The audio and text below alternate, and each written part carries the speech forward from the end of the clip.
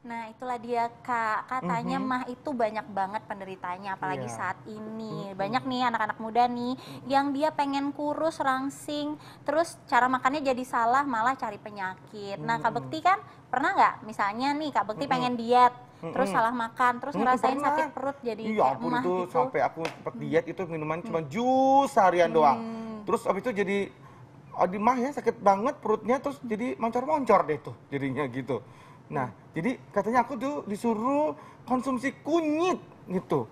Jadi bisa mengatasi mahnya. Itu fakta atau mitos tuh? Nah, di samping kita nih sudah ada dokter kita, Dokter Nadia Bunga, ahli Assalamualaikum. herbal. Waalaikumsalam, Halo apa kabar? dokter. Baik. Nah Waduh, dok, ini tadi nih makin, sesuai dengan Kak Bekti nih, katanya Kak Bekti penasaran, ini kalau misalnya kunyit, katanya berkhasiat untuk mengatasi mah. Ini fakta atau mitos dok? Fakta. Fakta.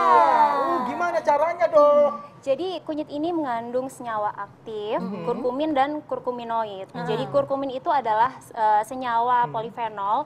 Dia memang terbukti memiliki aktivitas antioksidan. Nah, antioksidan tersebut pada lambung itu dapat memproteksi asam lambung, memproteksi mukosa lambung, kemudian dapat menekan infeksi dari bakteri Helicobacter pylori. Itu salah satu penyebab mah. Oh gitu. Itu kok bisa dapat ada bakteri dari mana sih maksudnya penyebabnya? Ya bisa dari lifestyle, dari makanan, yang membuat memang respon imun itu di tubuh jadi berkurang. Baik. Gitu. Cara bikinnya gimana tuh dok? Kak Bekti penasaran tuh dok. Jadi yang pertama ini saya membuat ramuan rempah. Jadi ada 3 jenis.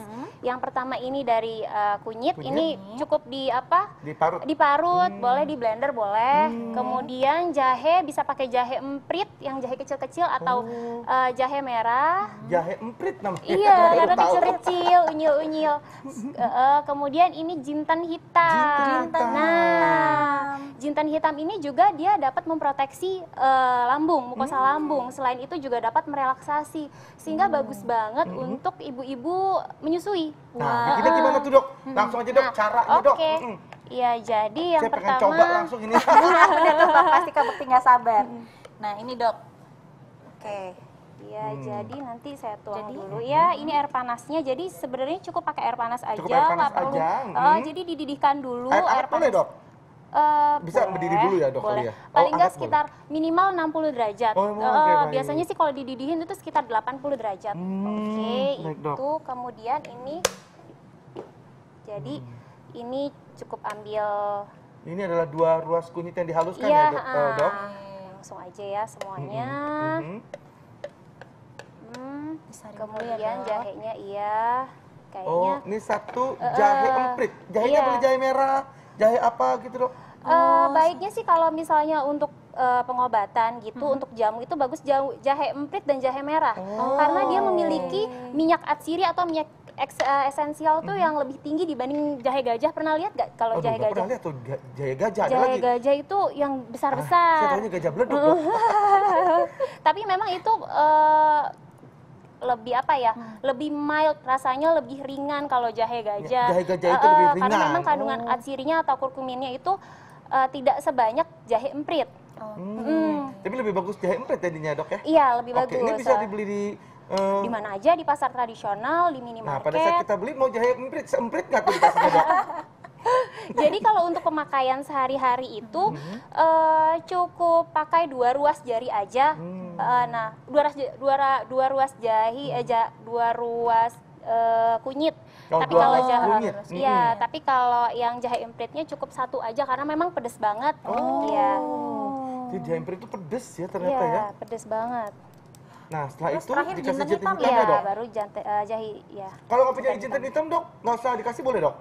Boleh aja, Oke. boleh aja. Nah, kebetulan kalau jintan hitam itu kan dia sifatnya merelaksasi, kelenjar dan sfinkter, khususnya di sfinkter osefagus. Osefagus itu yang menghubungkan antara rongga mulut dan lambung. Nah, kalau relaksasi untuk penderita GERD atau gastroenteroreflektisis itu harus hati-hati. Baik. Jadi sebaiknya cukup kunyit dan jahe aja. Oh baik. kunyit dan jahe. Nah itu diapain tuh dok? Dibejek-bejek dok? Iya, dibejek-bejek aja. Dibejek-bejek dulu, terus kasih dibejek-bejek. lagi di situnya. Iya. Hmm. Nah, ini diminum berapa kali sehari nih, 2 Dok? sampai 3 kali sehari. 2 kali Oke. 3. Iya. Ini 2 sampai 3 dalam kali kondisi perut kosong atau setelah makan dok baiknya dikonsumsi? Boleh sebelum makan. Boleh Sebelum sebelum Iya, makan. karena kan memang dia sifatnya memproteksi Jadi memang untuk memproteksi si lambung itu ya, Dok dinding ya? lambung, iya. Nah, kalau untuk anak-anak itu, Dok, kadang-kadang suka dapat masuk ke toilet perut atau mah. Anak-anak Dok? boleh, tapi baiknya di usia di atas 2 tahun. Oke, di atas 2 tahun. Kenapa tuh, Dok, kalau di bawah 2 tahun? Karena sebenarnya sih lebih ke anak-anak seusia segitu kan memang belum tahan dengan rasa pedasnya Oke, gitu jadi ya, memang rasanya lebih ke ya, sensitif buat anak-anak rasa itu aja. ya. Kasihan juga dikasih Iya. cekokin begitu Malah kan. nanti trauma jadinya. Iya, bener-bener. Nah, habis itu apa lagi, Dok? Nanti tinggal pakai Gula Itu apa merahnya tuh? biar manis, Oh, biar gula enak. merahnya. Itu gua pikir apa sih itu? Itu bumbu rendang atau apa sih? Oh, ternyata gula merah. Gula aren. Gula merah boleh dikasih gula putih gitu, Dok, biasa? boleh, cuma kalau gula aren itu kan indeks glikemiknya itu lebih rendah. Apa jadi glikemik, Dok? Apa tuh, Dok? jadi level glukosanya itu kan lebih rendah gitu. Oke, Jadi memang jadi supaya takutnya yang aman diabetes. untuk penderita diabetes baik. atau diganti dengan madu. Kak juga Bekti boleh. pinter banget dok, udah tahu. Bentar lagi 1 tahun lagi udah jadi dokter Bekti. Bener, udah SPD juga. Yes, apa tuh SPD? Bedah. Langsung aku nanti itu selesai, Dok. Nanti ini siapa nih yang mau minum? Aku Kak mau. Bekti. Mari kita Pasti. coba. Ini jadi kayak ada apa? Manis-manisnya gitu kali ya. Ini kayaknya udah larut ya.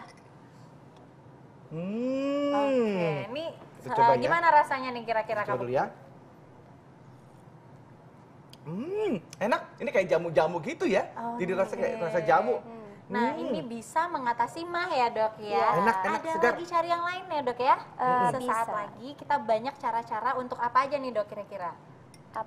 Ada minuman hangat juga, kemudian ada minuman dingin. Oke. Ada minum dingin juga untuk Ya, mengatasi dan mah ya. pastinya tentu Oke. enak-enak dan baik untuk kesehatan. Nah, sesaat lagi tetap di Hidup Sehat.